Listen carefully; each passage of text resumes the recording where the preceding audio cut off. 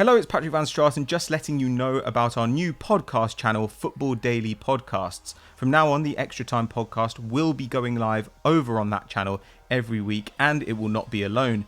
We'll be premiering a European football podcast very soon, headed up by our very own Doogie Critchley. So head over to Football Daily Podcasts if you want to check out the podcast in video form. And of course, you can still get it as an audio download on your favourite podcast app. We hope to see you there. Welcome back to Sunday Vibes, one and all. Still not back in the pub, still in self-isolation. We are getting there though. Hamster made a trip to the pub last weekend, so hopefully in the coming weeks we will be able to shoot one of these in a pub. Chris and Pat joining me as usual. Big game this weekend, Arsenal versus Tottenham Hotspur. Make sure you tune into Sky for that one, and the question obviously relates to it this week from Zach MB. He says, who will get back in to the top four first, Arsenal or Spurs? Very simple, Pato. As the only fan of either of these clubs in the call, do you want to take it away with a bit of Gooner knowledge? Yeah, sure. I think Arsenal, things are looking quite positive from an Arsenal point of view right now. Like, don't get me wrong, we're not going to finish this season in the Champions League places. And it might be a while yet, but I think that things have certainly been improving under Arteta. Before the Leicester game, we'd taken 25 points from 13 games, which was joint second in the league with Manchester City. Only Liverpool had taken more, so that's since the 1st of January, which is pretty damn good. And the rate at which Arteta's been racking up points with Arsenal would shake out to about 66 points over the course of a season, which is pretty much in contention for 4th place at the moment. So that's not too bad. And what he said at the beginning was he really wanted to focus on the defence. He was like, we need to make sure that we're tracking back. We need to make sure we get our pressing right. We need to figure out our defensive structure. And I think it's pretty clear that he's done that. Under Arteta, we've been allowing about 0.8 open play expected goals against per game. And under Emery this season, it was at 1. The season before, it was 1.1.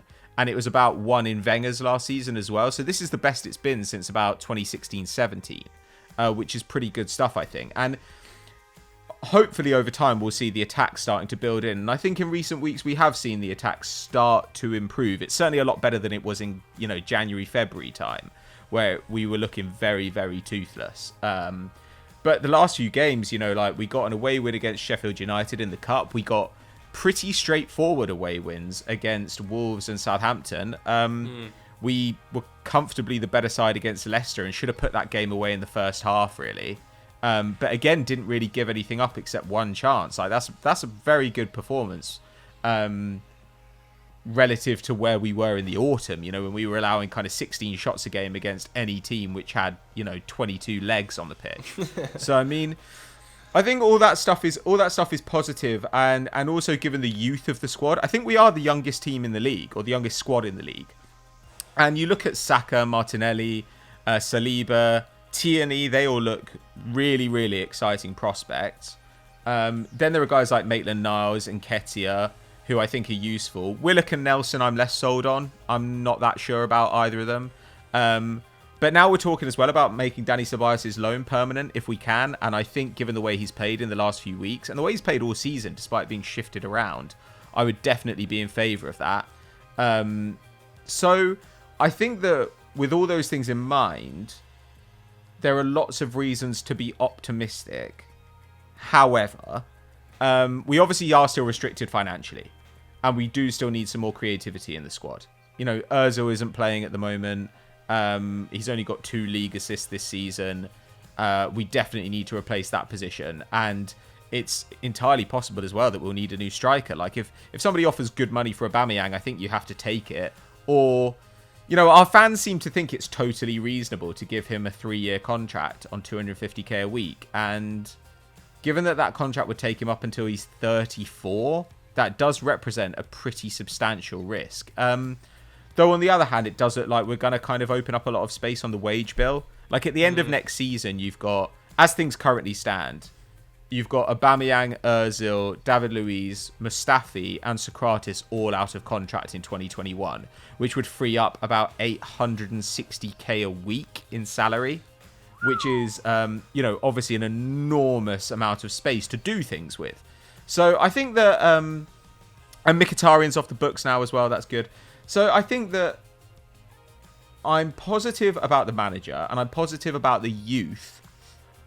But there are some really key areas of the squad which need work done to them, and the decisions we make there will be really important. You know, if we sign Aubameyang to a long-term deal, but then shifted Lacazette and brought in somebody younger, then I'd sort of be okay with that. It's just about the balance of it. Like, I don't think you can keep all these old players and not be thinking about what comes next. We need to definitely work that out. But also, you look at this season and you think Tierney basically didn't play until after lockdown. Nicolas Pepe has improved since the new year, but he certainly hasn't been great. And so I think it's hard to imagine us getting less out of Tierney and Pepe next year than we got out of them this year. So that's quite positive. So yeah, I think there are reasons to be optimistic, but I'm sure we'll come on to this in a bit. There's a difference between being optimistic and thinking we have a realistic shot at the top four.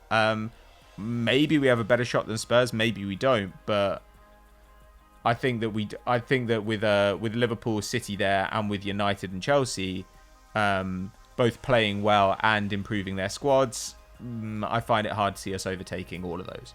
Yeah, I guess we'll come on to potential additions and how we can see Arsenal and Spurs coming into the Champions League in a bit. But Hamster, what about Spurs? What have your thoughts been on their sort of restart and general malaise under Jose?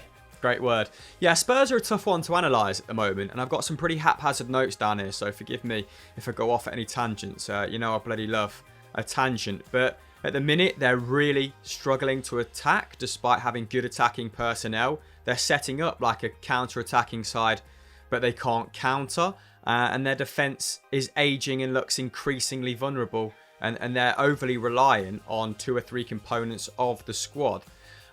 So not a lot of positive news from me, and I was looking for the positives. I've been watching them pretty closely in the last 2 or 3 games. Against Everton, against Sheffield United, fairly, dour performances, bored the life out of me. I mean, I'll move on to Lo Celso. It's been a bit of a silver lining in a second.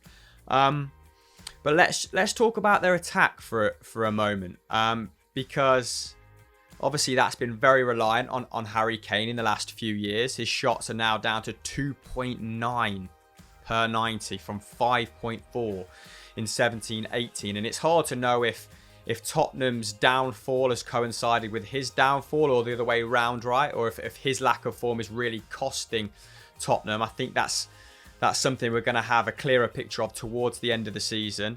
They managed 1 shot, I noted, in the second half against Sheffield United, and that was Harry Kane's 90th minute tap-in, and they're actually taking less shots now per 90 than in any season since Opta Records began, and I think that was mid to late 90s.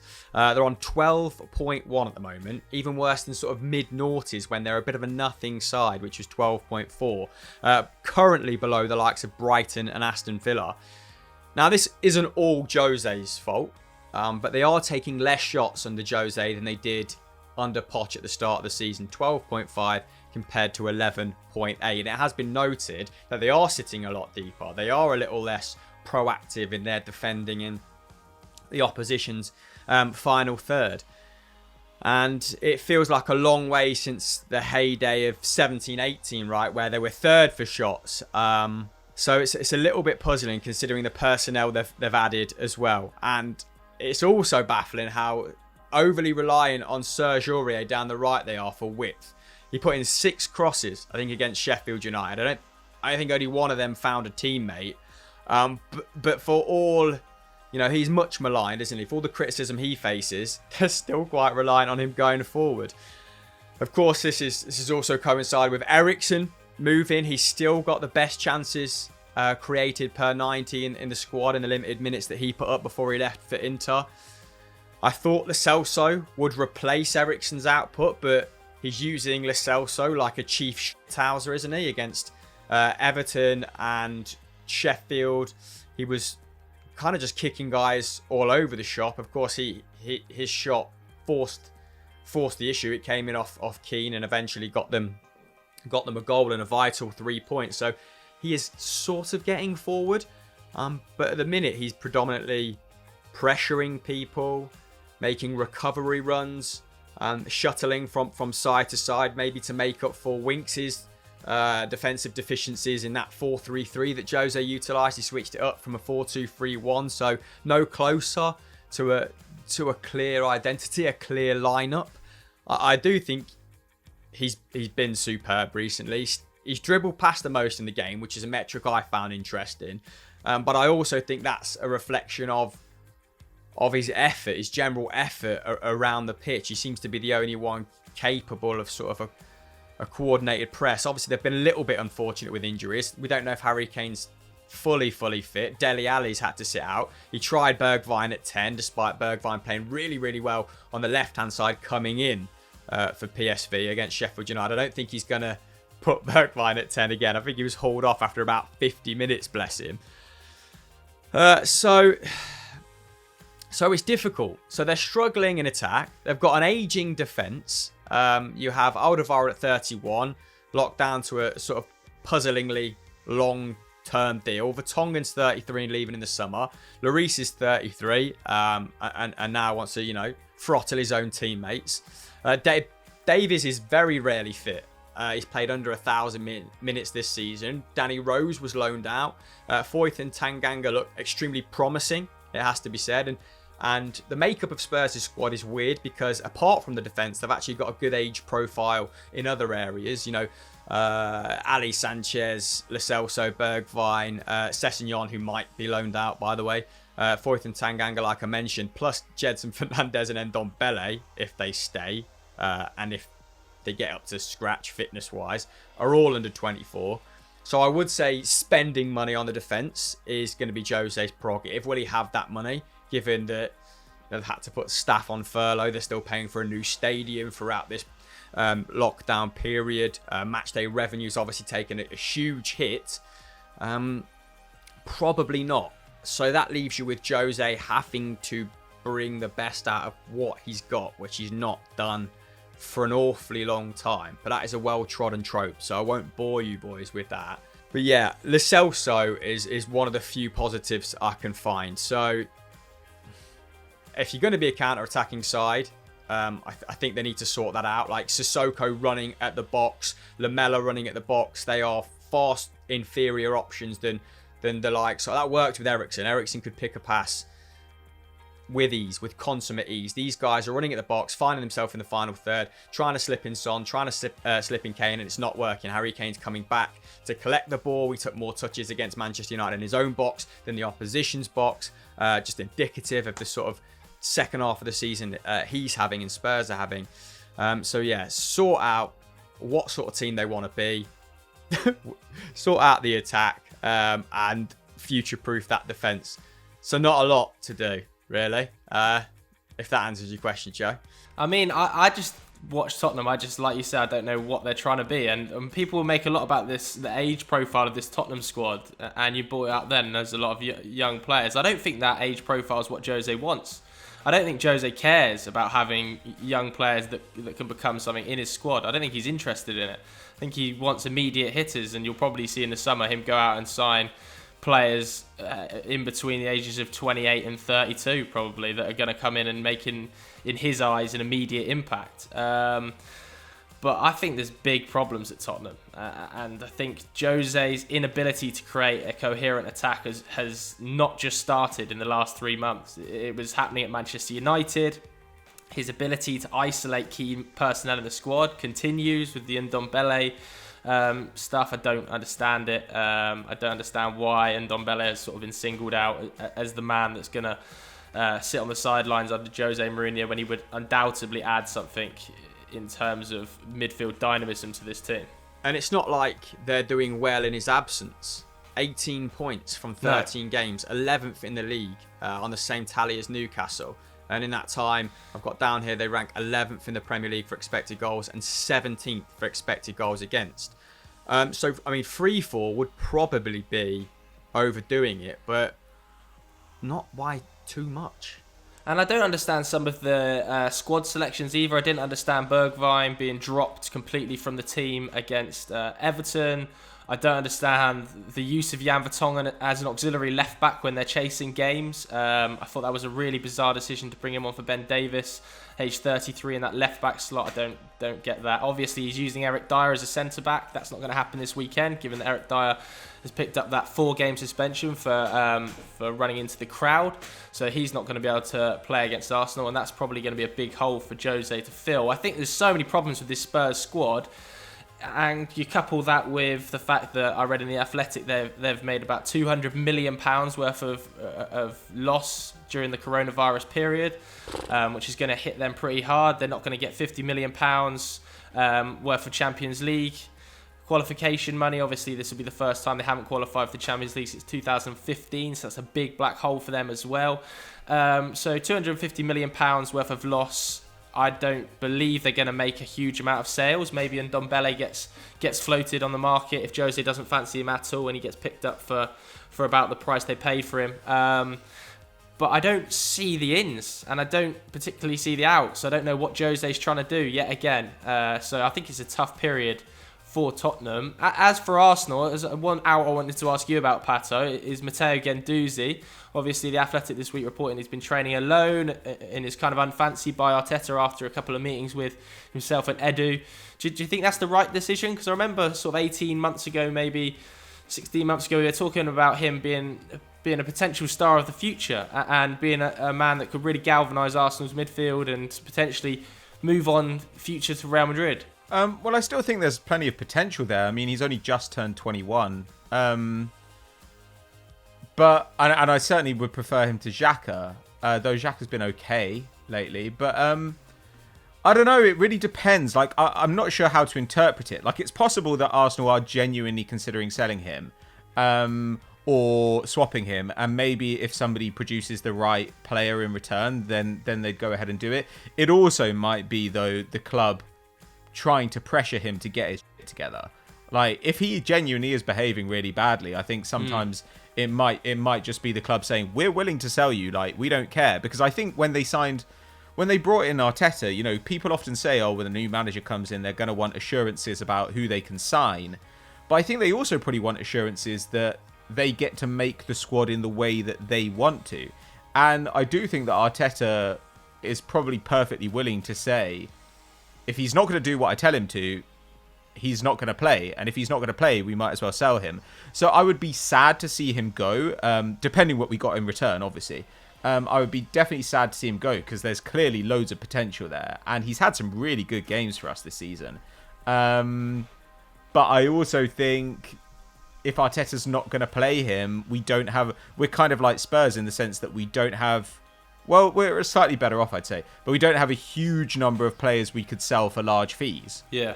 So if we were to sell him and then use that money to bring in, like, you know, a deep midfielder and somebody like... And an attacking midfielder, then you'd kind of think that was probably a smart move.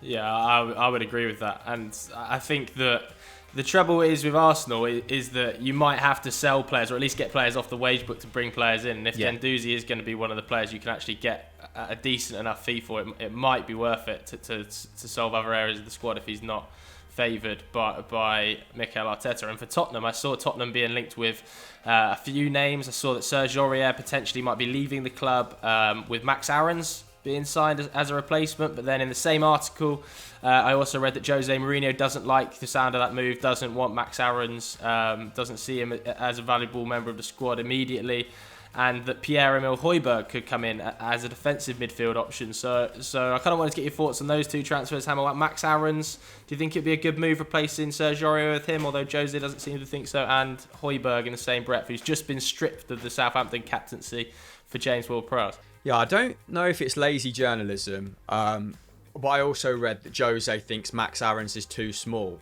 It could plausibly be both, right? It could be the truth or just lazy journalism. But given what's happened to Ryan Sessegnon, I'm not sure if Max Aarons is going to look at that and be frothing at the mouth for a move. Sessegnon is apparently going out on loan. His opportunities have been very limited.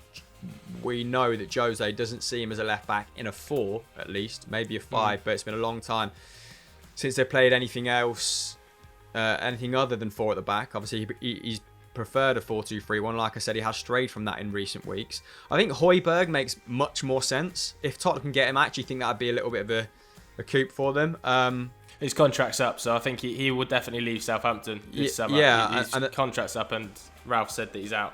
Apparently there's been talks. I know he's on the move, but I think there's going to be other clubs in for him, other top clubs as well, that could use a really tactically versatile midfielder like Højbjerg. Of course, received a great footballing education under Pep Guardiola, played a number of positions at Bayern, he's played a number of positions at Southampton, and Hasenhüttl's system is demanding on players like him. A really good dribbler. He doesn't dribble an awful lot. He kind of profiles a little bit like Moussa Dembele, we've said in the past. And that is what Tottenham have been missing for a long, long time. One of the more boring narratives in the media is that Tottenham are too nice. And I don't necessarily buy into that as much. Especially, they've got Lo Celso now, doesn't mind giving people a kick. They've had players with that nasty streak before. Dele Alli, Wanyama, Moussa Dembele, like I said. Sissoko, other names escape me. So I don't think they need that steal necessarily, but what they do need is an upgrade on Harry Winks, and I do think Højbjerg is that, particularly in that double pivot. I think that'd be a great signing for them. But I can see sort of Manchester United and Arsenal sniffing around him as well. Pat, would you take Højbjerg at Arsenal? Yeah, I think I probably would. I think that you always need depth there, though again it depends what we can do with Ceballos. If we can get Ceballos, then I don't really see the need to go for Højbjerg as well. But certainly, if he's available on a cheap, I think that probably any top 6 club could do with him. Yeah, I don't think Man United will go for him, just because I think they've probably already got. They'll feel like they've got the depth anyway in that role. I think they're going to want a more out-and-out defensive midfielder than Højbjerg. Obviously, with Fred, Scott, Matic in there as well. Well, the resurgence of Matic has probably put paid to that, right? And he's just signed a new deal, hasn't he? Yeah, he's just signed a new 3-year contract. So I would be a little bit surprised about that. That's such a bad idea, man. 3 years. Worth. He's been decent at points this season. He's been fine. I think it's been slightly overhyped, but giving him a 3-year deal at his age is strong. I hope that his wages are going to go down year by year like they did with Ander Herrera, because otherwise that's a big commitment. Yeah, I think it's 2 years with the option of a third, actually, to be fair to him. But having said that, it is a little bit of a risk. But yeah, getting back to Tottenham, I wonder as well if they're going to want to sign a backup striker to Harry, because it just feels like we've been talking about the need for a replacement 9 for Harry Kane to take some pressure off him for 3 years now, and it hasn't come. And I'll keep looking at the market and thinking, where can they go? I don't know if anybody's got any suggestions as a backup. They're rumoured to be interested in Arkadiusz Milik from Napoli, who obviously has a year left on his deal as well. That's the only real rumour I've seen, and that to me feels quite Mourinho-ish. And I think that would actually be a very good move for them. You get him in. He's obviously got injury issues, but you can guarantee he plays a lot because Kane's got injury issues as well. I think that would probably work quite nicely. But they could also, if they wanted, switch to a diamond midfield and play Son and Kane up together, and then rely on Moura and Bergwijn and Lamela as kind of your backups.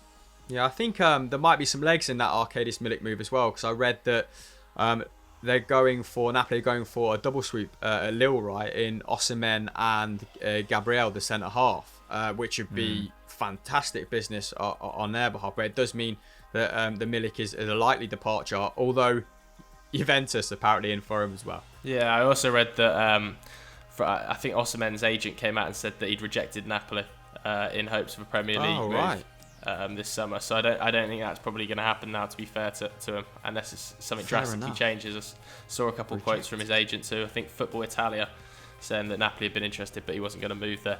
Right, any last words then? We may as well get some predictions on this weekend's game, because everybody always batters us for shooting this on a Thursday, don't they? Well, we're shooting this on a Wednesday today, so shove that up your ass.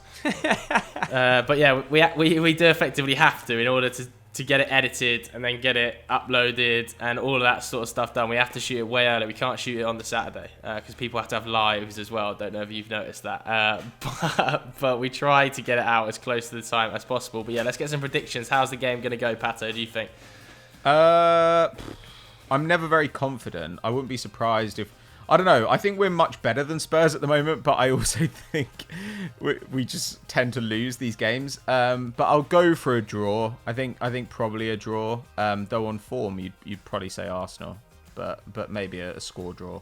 I'm going to go 2-0 to Arsenal and KT to kick Harry Kane into the ether. This game is usually really entertaining, isn't it? Or it has been at least in previous years pre the Jose Mourinho arrival. So it's got 0-0 written all over it. But I think maybe 1-0 to Arsenal. I just think Tottenham just really lacking going forward as they have under previous years under Poch. That sort of impetus and raining down on your goal, I don't think is there at the moment. So yeah, I'll go 1-0. There's the buzzer for mid-door. So before we get on to quickfire questions, I'm just going to get a delivery. All right, the first quickfire question. Now I've answered that delivery was sent in by Maddie CHH. She says, do Barcelona need to change their manager to seriously compete next season? And is Xavi the right person? Now I know you boys did a whole piece on this on Continental Club, didn't you, with Doogie? Going very in depth. So if you haven't checked that out already, make sure you go and watch that. But in summary, what are your thoughts? Out or in Setien? It feels harsh to sack him, but I wouldn't have hired him. Yeah. I mean, I wouldn't sack him for Xavi, that's for certain. Like, Xavi has just signed a new deal in Qatar or wherever the fuck he is. But there's like a release, there's an exit clause so that he can go and join Barcelona, apparently. But no, I think Barcelona need to get out of this mindset of like, we will only hire people who are like from the north of Spain.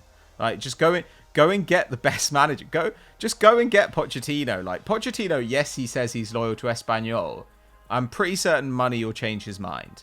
Or if you really think that Ten Hag's the next guy, then go and get him out of Ajax. Like, he'll be available. I just think they need to get somebody who fits them stylistically and has a track record, as opposed to somebody who they think, like, oh, he has Barca DNA. It's like, but what is Barca DNA at this point? Like, the club is stagnant and it's just being kind of carried along by Lionel Messi. Like, there's no way we should be talking about, you know, Barcelona being a distant second to Real Madrid after a season in which Real Madrid's £100 million signing has barely played, and when he's played, he's been rubbish. Where they've had to, where Karim Benzema has still been the centerpiece of their attack, where they've had to rejig midfield, like, because they've got so many guys aging out. Like, Barcelona went and bought Frenkie de Jong. Like, we should be talking about an elite Barcelona side who are just absolutely destroying clubs, and they look dreadful. Like, they're just not good. So I don't know, every summer it seems for the last 2 or 3 summers we've been talking about Barcelona rebuilding, and they don't seem to have a coherent plan. So I don't know, I kind of welcome their obsolescence because it's fully deserved. Yeah, I mean, it's just no aberration from the last like 4 years. Ernesto Valverde probably would have saw out this season and clinched them the title, but then we'd be having the same sort of conversations because the Barcelona board, the Barcelona fans can't decide whether their main prerogative is winning or playing football the right way. And then when they have a guy who they think eventually can, instill, a semblance of the Barcelona way, it becomes about winning again. So I do think we need to get out of this mindset that it's all about the manager at Barcelona. Obviously, next year they're having an election, aren't they? And a lot of people want, I think it's Victor Font instilled, and he would bring in Xavi. So just someone with a clear sense of direction would be refreshing at this point. I think there's too many egos, too many ulterior motives. Guillaume Balaguer thinks that Messi, wants out at the end of next season. So it's probably going to become about placating him. And I don't know what manager they go for in that instance. Allegri's available. Is Allegri going to play the football they want? No. Is he good enough to wrestle the league title from Zidane's Real? Yes. So I think Pat answered it pretty emphatically. Pochettino's the outstanding candidate. Or give Xavi 3 years. I mean, I don't know what sort of coach he is, but it doesn't feel like he'd even get time at this point to figure that out. So yeah, a real big hole, mate. Yeah, I agree with Pochettino. I think they should just break the bank to get Poch. And to be honest with you, I find it hard to believe that they don't have the financial power to go and get Julian Nagelsmann. I really find that puzzling, that they don't think they've got the ability to go to Leipzig and go, we're taking your manager. I know Leipzig have had a good season, and they're on the way up in Germany, but this is Barcelona. This is Barcelona. They should be able to bully teams like Leipzig into taking their boss. But would they ever do that? Why not? Because they're too stupid, man. Like, I agree. Like, I would love it. Like, if they went and got Nagelsmann, would be perfect for them, or Marco Rose or something. But I just don't think they could have got Tuchel like before. They could have got Tuchel like a year ago. But I just don't think Barcelona have it in them to be that kind of aggressive and innovative. Like, they'll just go for guys who've coached in Spain or guys who are at a push Argentinian. You know what they are at the minute? They're AC Milan. AC Milan with Lionel Messi, and even AC Milan, you know, performing really well with Pioli. But they are these sort of signings that don't match the managers. This constant turnover of manager, players with a stronger voice than whoever comes in, and even AC Milan have realised that. Even they've realised they need a cultural reboot, and they've appointed Ranić. And Ranić could have done a job at Barcelona, but he would just never ever be given the reins at a club like Barcelona, would he? Because, you know, people at board level seem to think they know better than the management, which is why Pep eventually left after 4 years. You know what? They're probably just holding on until Pep comes back. If he comes back, could you imagine that would be a hell of a coup? They're so deluded, though, that they probably think that'll happen. There's potential. Imagine they change out Bartomeu and they manage to bring Pep back. That would be a hell of a coup. It'd be wild. Right, let's get another one then. This is from Luke Ellis, who says, which Premier League captain would win in a Royal Rumble? I've got the list. I've got the list up in front of me, and I've got a few candidates. I mean, if Ben Mee is at the top of it, I'm not sure who is. Okay, I think there are a few like possibilities here. Like Grant Hanley is Norwich's captain. I could see it. His head is massive. Big head. Huge. Well, I'm actually my list is largely based on size of head because nice. You know. Maguire. Well, no. The thing about Maguire is I think Maguire gets filled in by like Lewis Dunk or someone. Dunk's a big guy. Ben Mee. I've got Troy Deeney. Oh, and Connor Cody at Wolves seems like a hard bastard. It's definitely not Aubameyang or David Silva. No. Or Azpilicueta or Grealish. I think Grealish dies round one. Aubameyang survives longer just because he runs away. Although we've actually seen Grealish's ability to take a punch. We've seen Grealish's ability to take a punch. Nobody else's. So you wouldn't be able to land one on David Silva. It'd be like Puss in Boots. It'd just be in and around your ankles, nipping. Yeah, but you could just wait for him to die of old age. Like, I mean, Hugo Lloris gets filled in pretty quickly. Mark Noble, I think, would be overconfident and so would get himself in trouble. Mark Noble would go up to the biggest guy there and he'd like start a fight, and Harry Maguire would headbutt him down into the centre of the earth. Harry Maguire and Ben Mee are too nice. They're nice gentlemen. Who's Sheffield United's captain? They wouldn't Billy utilise Sharp. their power. Troy Deeney's that's up there. unfortunate. If we were looking at a Chris Basham or somewhere like that, I thought they would be in with a shout. But yeah, I think Troy Deeney. I really think Troy Deeney would fill people in. I think Deeney Cody are the last men standing. Luka Milivojevic could be a dark horse. Got that Eastern European hardness inherent. That Seamus Coleman as well, I reckon. Like, I mean, you come back from the injuries he's come back from. Like, he's basically like a bionic man. What about Jordan Henderson? No. Very, very to the point. I think I'll put my money on Troy Deeney. I think that's the best shot. Where's Morgan? Leicester's captain is Kasper Schmeichel. Where's Morgan not club captain anymore? I reckon Kasper can take a punch, but I don't think he's got the reach. I think Kasper's probably just like a bit of a nice man. I think he probably tries to just stop it all. Everybody calm down. He's just like, let's just talk about this, guys, and then like David Silva comes in and like rakes his studs down the back of his leg. Because David Silva is sneaky dirty as well, you know that. Who's our Champions League of captains then in this instance? So we're going Troy Deeney 1. I'm happy with Troy Deeney 1. I think Lewis Dunk would clean a lot of people out. Over Connor Cody? Yeah, I think Connor Cody would be up there as well for me. But I think Dunk, yeah, bigger man. Those three top of the pile, and then I mean Grant Hanley just seems like a bruiser. Yeah, but Grant Hanley also seems like one of those sort of like Harry Potter trolls that just falls off the bridge. What? So you think like David Silva like lures him into a pit or something? Yeah, just trips over and like gets wire around his ankles or something.